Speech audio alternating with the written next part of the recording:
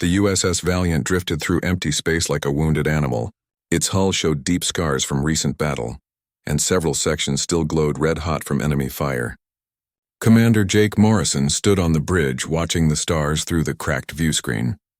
His uniform was torn and dirty, and dried blood covered his left temple. "Status report," Morrison said to his crew. Lieutenant Lisa Carter checked her console. "Main engines are dead, sir. We have emergency power only. Weapons are offline. Life support is holding, but barely." Morrison nodded. They had been running from pirates for 3 days. The pirates had better ships and more weapons. The Valiant was old, built 30 years ago when humans first started exploring deep space. But Morrison and his crew knew how to fight. Chief Engineer Rick Williams climbed up from the lower decks. His hands were black with oil and his face was streaky with sweat. "I can give you maybe 6 hours of power, Commander. After that we go dark." "How long to fix the engines?" Morrison asked. Williams shook his head. "The main drive is completely fried. We need parts we don't have and time we don't have." Morrison looked at the star map. They were far from human space in a region no Earth ship had ever visited. The navigation computer had broken during the fight, sending them to this unknown place. "Sir," Communications Officer Amy Foster called out, "I'm picking up something on sensors. Multiple ships approaching fast." Morrison turned to the main screen. 3 massive vessels appeared, each one twice the size of the Valiant. They were sleek and silver, with designs unlike anything humans had ever built. Strange symbols covered their hulls, and they moved without any visible engines. "Are they the pirates?" Carter asked. Foster shook her head. "Negative. These are completely different. I've never seen ships like these before." The alien ship surrounded the Valiant in perfect formation. Morrison watched as blue energy beams shot out from each vessel. The beams hit the Valiant, and suddenly the ship stopped moving completely. "What's happening?" Morrison demanded. Williams checked his instruments. "Some kind of gravity field. They've locked us in place. I can't move the ship at all." The largest alien ship moved closer. Its hull opened like a flower, revealing a bright interior filled with strange machinery. A voice came through the Valiant's communication system, speaking perfect English. "Human vessel, you are now under the control of the Zephyrian Science Collective. Do not resist. Prepare for boarding." Morrison looked at his crew. There were 800 people on the Valiant, including Marines, engineers, and scientists. They were tired and hurt, but they were still soldiers. "All hands, this is the commander," Morrison announced over the ship's speakers. "We have hostile aliens trying to board us. Battle stations. Implement Protocol 7 immediately." Protocol 7 was something every human warship captain hoped never to use. It meant destroying all sensitive equipment and information, rather than let enemies have it. Williams and his team began setting charges throughout the ship. The aliens came through the walls like ghosts. They were tall and thin, with gray skin and large black eyes. They wore silver suits that seemed to bend light around them. Their weapons fired beams that put humans to sleep instead of killing them. Marine Sergeant Tony Rodriguez led the defense of the main corridor. His men had set up barriers and were firing everything they had. But the alien weapons were too advanced. One by one, his Marines fell asleep and collapsed. Rodriguez kept firing until his rifle was empty. Then he pulled out his sidearm and kept shooting. When that ran out of bullets, he drew his knife and charged the nearest alien. The alien's sleep beam hit him, but Rodriguez kept moving for 3 more steps before falling down. Dr. Zeltar, the alien leader, walked through the Valiant's corridors after the fighting stopped. He was a scientist, not a soldier, and he had never seen anything like this before. The humans had fought until they could not fight anymore. Even when they knew they could not win, they kept fighting. Why did they not surrender? Asked Dr. Yendar, his assistant. Zeltar examined the human weapons. They were crude compared to Zephyrian technology, using chemical explosives to fire metal bullets. The armor was simple metal plates. The computers were primitive electronic devices. "Look at these battle honors," Zeltar said, pointing to plaques on the wall. Each plaque showed a different battle the ship had fought. There were dozens of them, going back 20 years. The aliens found Morrison in his command chair. He had stayed on the bridge until the end, destroying the navigation computer and the tactical database before the sleep beam finally hit him. Even unconscious, his hand still gripped his sidearm. Zeltar studied Morrison's face. The human looked old and tired, with gray hair and deep lines around his eyes. But there was something else there, something that made Zeltar uncomfortable. This one has seen much battle, Yendar observed. Yes, Zeltar agreed. Too much battle. The aliens began moving the sleeping humans to their ships. They would take them to the research station for study. The Zephyrian Science Collective had been watching humans for 50 years, but they had never captured a military vessel before. As they worked, Zeltar noticed something strange. Even though the humans were unconscious, they seemed to stay together in groups. The Marines stayed near each other. The engineers clustered around their tools. The officers remained close to their command stations. They maintained their pack structure even in sleep, Yendar noted. Zeltar nodded. Most species became confused and scattered when captured, but these humans seemed to hold on to their military organization even when unconscious. The USS Valiant was pulled into the alien ship's cargo bay. Zeltar planned to study every part of it, from the weapon systems to the life support. He wanted to understand how such a primitive species had built such effective warships. But as he walked through the human ship one more time, Zeltar felt a strange unease. The humans had fought harder than any species he had ever encountered. They had destroyed their own equipment rather than let enemies have it. They had charged alien weapons with knives and bare hands. Perhaps we should have left them alone, Yendar said quietly. Zeltar looked at his assistant. They are just one ship. What harm could they possibly do to us? Neither alien realized that they had just made the biggest mistake in Zephyrian history. They thought they were capturing a primitive warship for study. In reality, they had just kidnapped 800 of the most dangerous predators in the galaxy. And those predators were about to wake up very, very angry. The Zephyrian research station called Nexus Prime was huge. It floated in empty space like a metal city, with thousands of scientists working inside. Dr. Zeltar had brought the human ship here to study it properly. The USS Valiant now sat in the largest research bay, surrounded by alien equipment and scanning devices. Dr. Zeltar walked around the human ship with his team of scientists. They had been studying it for 5 days now, and the results confused them. The ship was clearly primitive, but it had survived battles that should have destroyed it completely. The armor is simple iron and titanium, reported Dr. Cassara, the materials expert. Any modern weapon should cut through it like paper. Yet this ship shows evidence of surviving direct hits from plasma cannons. Zeltar examined the hull damage. The metal was scorched and dented, but it had held together. How is this possible? The armor is very thick, Cassara explained. Much thicker than necessary. The humans seem to use brute force instead of advanced materials. Dr. Yendar was studying the weapon systems. The projectile weapons are fascinating. They use controlled chemical explosions to fire metal slugs at incredible speed. It's completely primitive, but also completely effective. The energy weapons puzzled them even more. Human laser cannons were weak compared to Zephyrian plasma beams, but they fired much faster and used less power. The humans seemed to prefer quantity over quality in everything they built. Look at this, called Dr. Nelvas from inside the ship. The human computer systems are running on electronic circuits. No quantum processing at all. Yet somehow they coordinate all ship functions perfectly. Zeltar joined him at the main computer terminal. The human technology was hundreds of years behind Zephyrian standards, but it worked. More than that, it was reliable. Every system had backup systems, and those had backup systems too. They design everything to keep working even when damaged, Nelvas observed. Redundancy upon redundancy.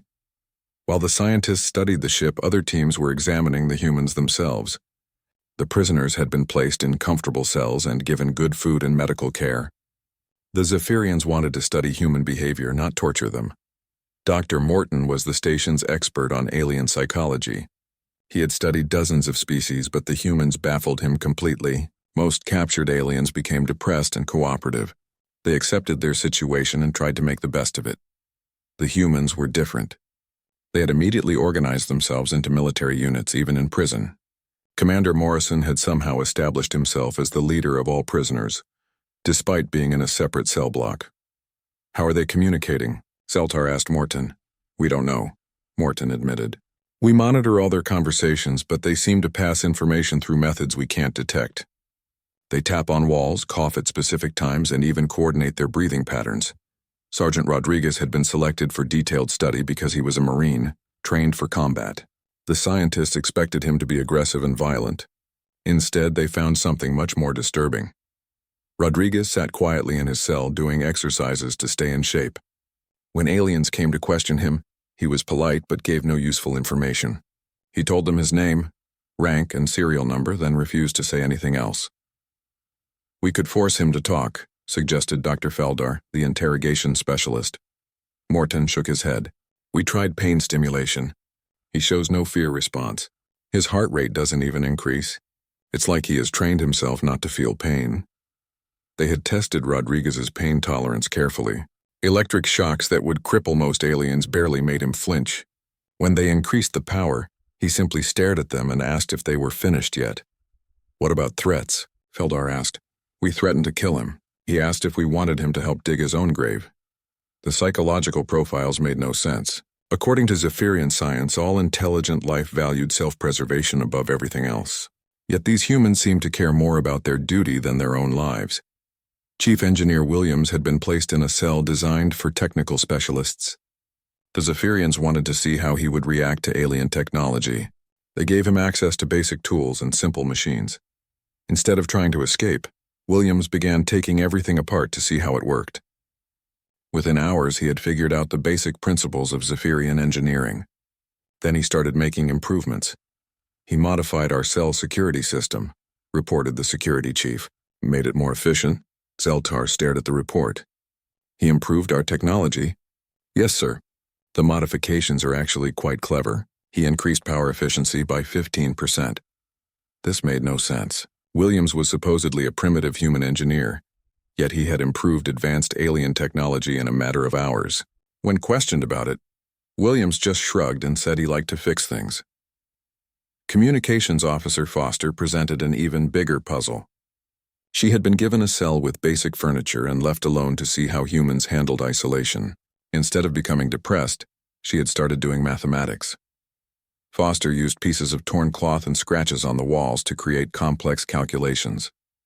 When the aliens finally decoded her work, they discovered she was mapping the internal structure of the research station based on gravity variations she had felt while being moved to her cell. She calculated our position in space using only her sense of balance, reported Dr. Veltor, the mathematics specialist. "The accuracy is within 0.01%. Zeltar felt a growing unease. These humans were supposed to be primitive, but they were demonstrating capabilities that rivaled advanced alien species. More disturbing, they were doing it while imprisoned and supposedly helpless. "Sir," Morton called from the observation center, "you need to see this." Zeltar hurried to the monitoring station. On the screens, he could see all the human prisoners in their cells. They were exercising together, moving in perfect synchronization despite being in separate rooms. "How are they coordinating this?" Zeltar demanded. "We still don't know. But look at this."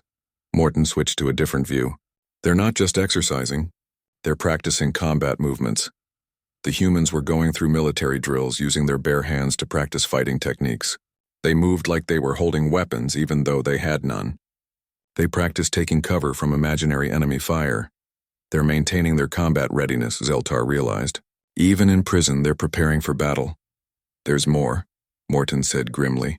"We've identified at least 12 different escape plans they've discussed. They've mapped every corridor in this section of the station. They know our guard rotations and shift changes."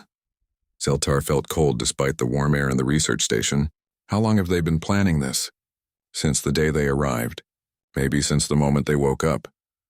The scientists had thought they were studying primitive aliens who would be grateful for comfortable captivity. Instead, they had brought enemy soldiers into their most secure facility, and those soldiers were treating imprisonment like a military mission.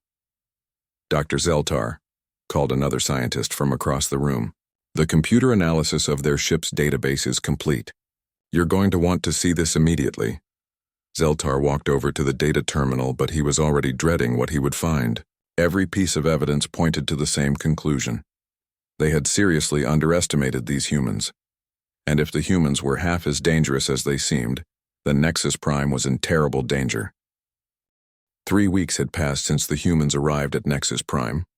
Dr. Zeltar spent most of his time studying the data from their ship's computer, and what he found made him lose sleep. The humans were not what they seemed to be at all. In the prison section, something impossible was happening. The humans had turned their captivity into a military operation. They had established guard schedules, created exercise programs, and were somehow maintaining perfect discipline despite being locked in separate cells. Dr. Morton showed Zeltar the latest surveillance recordings. Watch this carefully. Cell Block 7, morning exercise period. On the screen, Zeltar saw Lieutenant Carter doing push-ups in her cell. At the same time, in different cells throughout the station, other humans were doing the exact same exercises. They moved together like they were in the same room. How are they staying synchronized? Zeltar asked. We think they're using sound vibrations through the walls. Listen. Morton enhanced the audio. Very faintly, they could hear a rhythmic tapping. Carter is setting the pace for all the others, but that wasn't the strangest part. The humans had somehow figured out the layout of the entire station. They knew which corridors connected to which sections. They had identified the locations of power systems, life support, and weapon storage. Foster has been mapping everything, Morton explained, showing them her cell. The human woman was sitting calmly, but the walls around her were covered with tiny scratches and marks. She's using gravitational variations, air pressure changes, and sound echoes to create a three-dimensional map of Nexus Prime. The map was incredibly detailed. Foster had identified weak points in the station's structure, backup power systems, and even the locations of emergency escape pods, all of this from inside a locked cell. She's better than our best navigators, admitted Dr. Veltor, and she's doing it with no instruments at all. Commander Morrison presented an even bigger problem. He was locked in the highest security cell on the station, with no contact with other prisoners. Yet somehow he was still giving orders to his crew. We've monitored every word he speaks, said the security chief.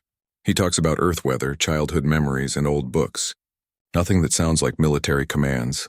But the other humans respond to everything he says, Morton added. When he mentions a story about fishing, the Marines increase their exercise intensity. When he talks about his sister's cooking, the engineers start working on something new. The aliens realized that Morrison was using some kind of code, but they couldn't break it. The humans had developed a way to communicate military orders through normal conversation, and it was too complex for alien scientists to understand. Chief Williams had become a special concern. The Zephyrians had given him access to basic tools, hoping to study human engineering methods. Instead, Williams had started improving everything in his cell. He fixed the air circulation system, reported the maintenance chief, made it 30% more efficient. Then he improved the food delivery mechanism. Now he's working on the cell door. Working on it how? Zeltar demanded. He's not trying to escape. He's making it work better. The door was sometimes slow to open, so he adjusted the mechanism. Now it opens faster and more smoothly. This disturbed Zeltar more than an escape attempt would have. Williams wasn't trying to break things or fight his captors. He was automatically improving everything around him, like he couldn't help making things work better. It's compulsive behavior, Dr. Morton explained. He sees a problem and fixes it regardless of whether it helps him or hurts him. It's like breathing for these humans. Sergeant Rodriguez had become the subject of intensive psychological study. The Zephyrians wanted to understand human military conditioning, but Rodriguez defied all their theories about behavior and motivation.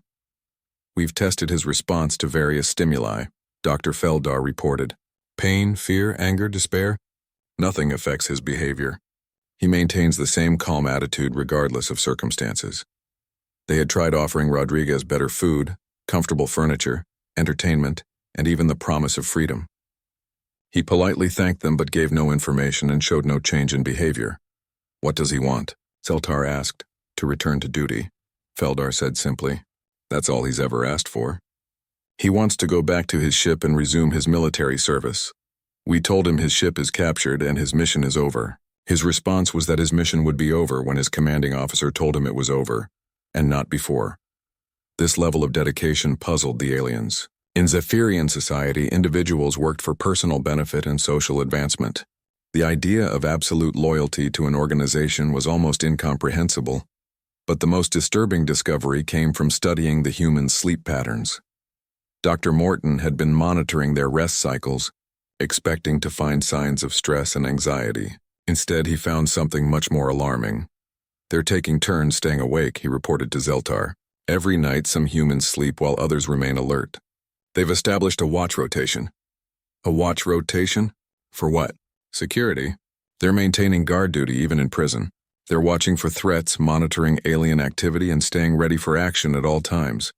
The implications were terrifying. Most captured aliens eventually relaxed and accepted their situation. The humans were treating imprisonment like a temporary tactical situation. They were still soldiers, still ready to fight. There's something else, Morton added quietly. We've been analyzing their conversations for emotional content. Most prisoners show increasing depression and hopelessness over time. The humans are showing the opposite pattern. What do you mean? They're getting more confident, more organized, more dangerous. It's like they're not really prisoners at all.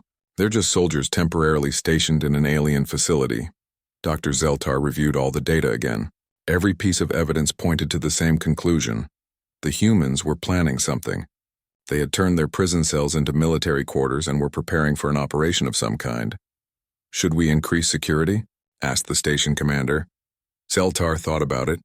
More security meant more guards, which meant more aliens in contact with the humans, and every alien who dealt with the humans came away confused and disturbed by the experience. Sir, interrupted Dr. Nelvis from the Computer Analysis Center, I've finished reviewing the human ship's historical database. You need to see this immediately. All of you. Zeltar and his team hurried to the analysis center.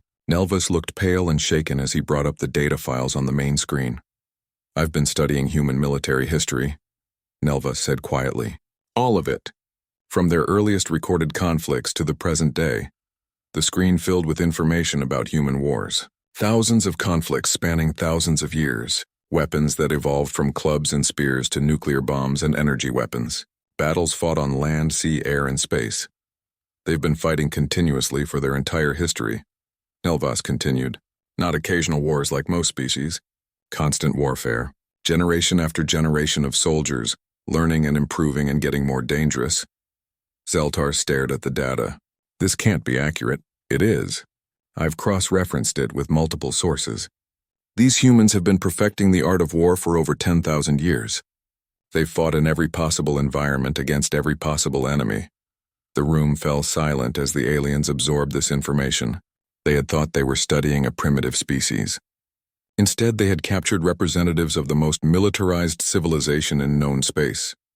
We need to release them, Zeltar said finally, right now, before they decide we're enemies instead of just captors. But it was already too late. In Cell Block 7, Commander Morrison was talking quietly about his grandmother's apple pie recipe. And throughout the station, 800 human soldiers were preparing for war. Dr. Zeltar stood in the main computer lab staring at screens full of human data. What he saw there changed everything he thought he knew about these strange aliens. The human ship's computer had finally given up all its secrets, and those secrets were terrifying. Dr. Nelvis had been working day and night to decode the human military database. The files were enormous, containing detailed records of every war humans had ever fought. At first, Zeltar thought the data must be corrupted or exaggerated. No species could have fought so many battles. Show me the timeline again, Zeltar said. Nelvis brought up a holographic display that filled the room. It showed human history as a long red line with markers for every major conflict. The line was almost completely red from beginning to end. Warfare is constant throughout their history, Nelvis explained. In any given year, humans are fighting an average of 14 separate wars in different parts of their planet. That's impossible, protested Dr. Veltor. No species can survive that level of internal conflict. That's what I thought too, Nelvis replied. But look at this. He highlighted different sections of the timeline. Their wars don't destroy them. They make them stronger. Every conflict teaches them new tactics, new weapons, new ways to fight. Zeltar studied the progression. Human weapons had evolved from simple clubs to complex energy systems in just a few thousand years. Each advancement was driven by the need to kill other humans more effectively. Look at their technological development, Nelvas continued. Every major human invention was first used for warfare. Explosives, powered flight, nuclear energy, space travel, computers. They turn everything into a weapon. The database contained detailed battle reports from thousands of human conflicts. Zeltar read about wars where humans fought in frozen wastelands, burning deserts and poisonous swamps. They had learned to fight underwater, underground, and in the vacuum of space. Here's the most disturbing part, Nelvas said, bringing up a new display, Human Military Doctrine. Look at how they think about warfare. The screen showed human military principles. Total commitment, no surrender, victory at any cost. Humans didn't just fight to win battles. They fought to completely destroy their enemy's ability to fight back. This is from their most recent war, Nelvas said, showing combat footage. Humans fighting against the Centauri pirates. Watch this. The video showed a human ship surrounded by 12 pirate vessels. The humans were outnumbered and outgunned with no chance of survival. Instead of surrendering, they rammed their ship into the largest pirate vessel, destroying both ships and killing everyone aboard. They chose mutual destruction over defeat, Zeltar said in horror. It gets worse. Look at this report from the same battle. Nelvas brought up a text file. The human captain sent a message to the other pirates before ramming them. He said, "If you want to kill humans, you better be ready to die with us." Dr. Morton had joined them to review the psychological profiles. "I've been analyzing human behavior patterns from their historical records. They have something called warrior culture that's completely unique." "Explain," Zeltar said. "Most species view soldiers as unfortunate necessities. Humans view them as heroes. Their greatest stories are about battles. Their most honored citizens are veterans. They actually celebrate warfare." Morton showed them human art, literature, and music. All of it was filled with themes of courage, sacrifice, and military honor. Humans didn't just tolerate war. They had built their entire culture around it. "Look at this," Morton said, displaying a human military ceremony. "They have rituals where they honor dead soldiers. They build monuments to commemorate battles. They pass down stories of military heroism to their children." Zeltar felt sick. The Zephyrians were a peaceful species who had evolved beyond the need for violence. They couldn't understand a species that worshipped war itself. "There's more," Nelvas said grimly. "I found records of what humans call asymmetric warfare. Look at this." The screen showed examples of human resistance movements. Small groups of humans fighting against larger, more advanced enemies. They used terrorism, sabotage, and guerrilla tactics to defeat superior forces. "This is from their own planet," Nelvas explained. "Humans fighting other humans who had better weapons and more soldiers. The weaker side didn't surrender. They changed the rules of combat." Zeltar read about human fighters who hid in forests and mountains, striking at enemy supply lines and disappearing. They turned their own weakness into a strength by refusing to fight traditional battles. "They don't just adapt to new weapons," Nelvas said. "They adapt to any situation. If they can't win with strength, they win with cunning. If they can't win with technology, they win with determination." Dr. Kisara had been analyzing human equipment and weapons. Her report was equally disturbing. "Human military gear is designed for total war," she said. "Look at this soldier's equipment." She showed them Sergeant Rodriguez's gear from when he was captured. The uniform was designed to blend into multiple environments. The weapons were reliable and easy to maintain. The armor was thick enough to stop alien energy beams. "But this is the most important part," Kessera said, showing them a small device. "Every human soldier carries one of these. It's a self-destruct mechanism." "What does it do?" Zeltar asked. "If captured, they can use it to destroy sensitive equipment and information. Some are powerful enough to kill the soldier and anyone nearby. They preferred death to capture." The aliens stared at the device in horror. The idea of voluntary self-destruction was completely alien to their thinking. "Why would they do that?" Veltor asked. "To deny information to enemies," Kessera explained. "Dead humans can't be interrogated. And the explosion might kill enemy soldiers too." Dr. Zeltar felt the room spinning around him. Everything they had learned about humans pointed to the same terrifying conclusion. They had not captured primitive aliens for study. They had kidnapped the most dangerous predators in the galaxy. "Sir," Nelvas said quietly, "there's one more thing. I found records of human behavior when captured by enemies." Zeltar didn't want to hear it, but he nodded for Nelvas to continue. "Humans don't accept captivity as permanent," Nelvas said. "According to their military code, captured soldiers have a duty to escape and return to combat. They're required to continue fighting even as prisoners." "What does that mean for us?" Morton asked. Nelvas brought up the final file. "It means that Commander Morrison and his crew don't consider themselves prisoners. They consider themselves soldiers temporarily behind enemy lines. And according to human military doctrine, their mission is to escape, cause maximum damage to enemy facilities, and return to friendly forces." The room fell silent as the implications sank in. The humans weren't planning to escape quietly. They were planning a military operation designed to cripple Nexus Prime. "We have to release them immediately," Zeltar said, "before they implement whatever plan they're developing." "Sir," interrupted the communication officer, "we're receiving an urgent message from Station Commander Voltar. He wants to see you immediately." Zeltar hurried to the command center, hoping the commander would listen to reason. But when he arrived, Voltar was studying reports of human behavior with satisfaction. "Excellent work, Dr. Zeltar," Voltar said. "These humans are fascinating specimens.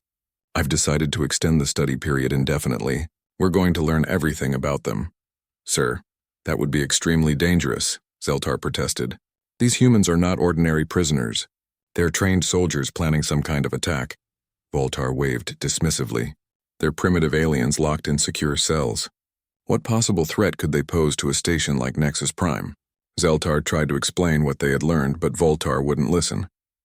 The commander was convinced that superior alien technology made them completely safe from human interference. As Zeltar left the command center, he felt a growing sense of dread. The humans had been prisoners for 3 weeks. According to their own military history, that was more than enough time to plan and prepare for a major operation. Somewhere in the prison sections, 800 human soldiers were getting ready to show the Zephyrians exactly why their species had survived 10,000 years of constant warfare. And Nexus Prime was about to become another entry in the long, bloody history of human military victories. Station Commander Voltar refused to listen to Dr. Zeltar's warnings. The humans were primitive, he insisted. They were locked in the most secure prison facility in Zephyrian space. What possible threat could they pose to a station with thousands of scientists and advanced technology? Voltar was about to learn the answer to that question. At exactly 0347 station time, while most of the alien crew was sleeping, Amy Foster made her move. For 3 weeks, she had been doing mathematical calculations, studying the vibrations in her cell walls and mapping every detail of Nexus Prime's structure. She had found what she was looking for, the exact location of the station's main power coupling. Foster had also been working on something else. Using threads from her uniform and metal fragments from her food tray, she had built a small device. To alien eyes, it looked like random pieces of trash. In reality, it was a precisely calculated tool designed to create a specific type of electrical feedback. She pressed the device against a particular spot on her cell wall and activated it. The feedback traveled through the station's power grid like a virus, causing fluctuations throughout Nexus Prime. Lights flickered, computer systems stuttered, and most importantly, the prison cell locks began to malfunction. At the same moment, Chief Engineer Rick Williams struck his cell wall with his shoulder for the 10,000th time. For weeks, he had been hitting the same spot, weakening the metal structure with repeated impacts. His shoulder was bruised and painful, but the wall finally cracked. Williams squeezed through the crack just as the power fluctuations hit his section. The corridor lights went out, and emergency systems began activating throughout the station. But Williams didn't need lights. He had memorized every detail of the station's layout from Foster's calculations. In Cell Block 7, Commander Morrison heard the power systems failing and smiled grimly. He had been waiting for this moment. "Thunder and lightning," he said quietly. Using the code phrase he had established weeks ago, throughout the station, 800 human prisoners heard Morrison's words through the air circulation system. They immediately began implementing Operation Homecoming, the escape plan they had been developing since their first day of captivity. Lieutenant Carter kicked down her weakened cell door and ran toward the armory. She knew exactly where it was located because Foster had mapped it. She also knew the guard rotation schedules because the humans had been monitoring alien behavior patterns for weeks. Sergeant Rodriguez broke out of his cell by using a technique the aliens had never seen before. He dislocated his own shoulder to squeeze through a gap that should have been too small, then relocated the joint and kept moving. Pain was just information, and Rodriguez had learned to ignore information that wasn't useful. The aliens throughout Nexus Prime woke up to chaos. Emergency alarms were blaring, lights were flashing, and humans were loose in the corridors. The security teams rushed to contain the situation, but they had no idea what they were facing. Rodriguez reached the armory first, followed by 6 other Marines. The alien guards were confused and unprepared for the speed and violence of the human attack. Rodriguez fought like a machine, using every surface as a weapon and every opening as an advantage. Within minutes, the armory was under human control. "Williams, I need these weapons working," Rodriguez said as the engineer arrived. Williams examined the alien weapons. They were energy-based, using principles he didn't fully understand. But Williams was good at making things work, regardless of the technology involved. Within 10 minutes, he had figured out the basic operating procedures and began distributing weapons to the other humans. Carter led a team toward the communication center. Her mission was to broadcast a distress signal that would reach human space. The aliens tried to stop her with their advanced stun weapons. But humans fought differently than any species the Zephyrians had encountered. Instead of advancing in formation, the humans moved like water, flowing around obstacles and striking from unexpected directions. When one human was stunned and fell down, 2 others would drag him to safety while a third would attack from behind. Carter reached the communication center and began working on the transmission equipment. The aliens had sophisticated encryption and security systems, but Carter had been studying their technology for weeks. She bypassed their safeguards and began broadcasting on frequencies that would reach Earth. "This is USS Valiant to any human vessels. We are prisoners on an alien research station. Coordinates follow. We are attempting escape and need immediate assistance."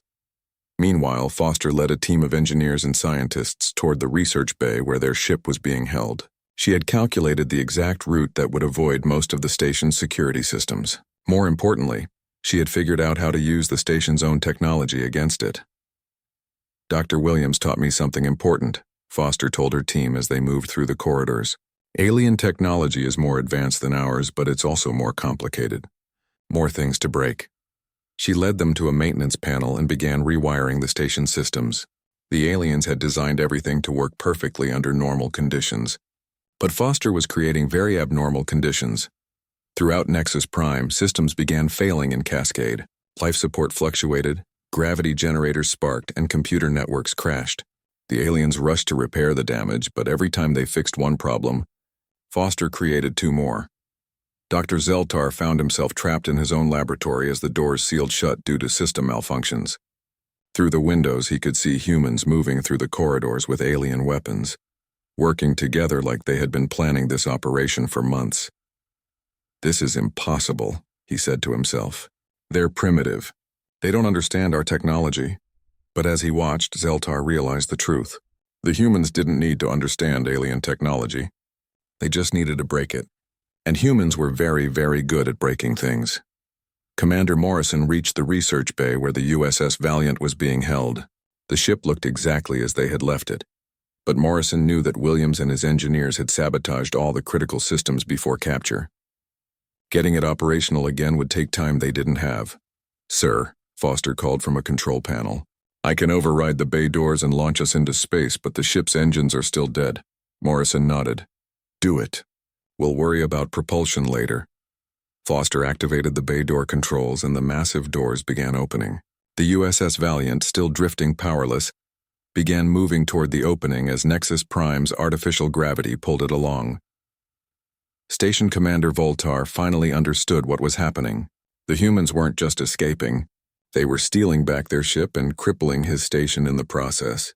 He ordered all security teams to converge on the research bay, but it was too late. Rodriguez and his Marines had established a defensive perimeter around the bay. They were outnumbered 10-1, but they had better weapons now and perfect tactical positions. The aliens attacked in waves, but the humans fought like they had been born for this moment. Williams got the Valiant's emergency power online just as the ship cleared the station. "Engines are still dead, but I've got maneuvering thrusters and life support," he reported. "That's enough," Morrison said. "Foster, send our position to the distress signal. All hands prepare for enemy pursuit." The USS Valiant drifted away from Nexus Prime under minimal power, but it was free. Behind them, the research station was crippled and burning. Foster's sabotage had caused system failures throughout the facility, and it would take months to repair the damage. Dr. Zeltar finally managed to escape from his locked laboratory. He made his way to the command center where Voltar was staring at the damage reports in shock.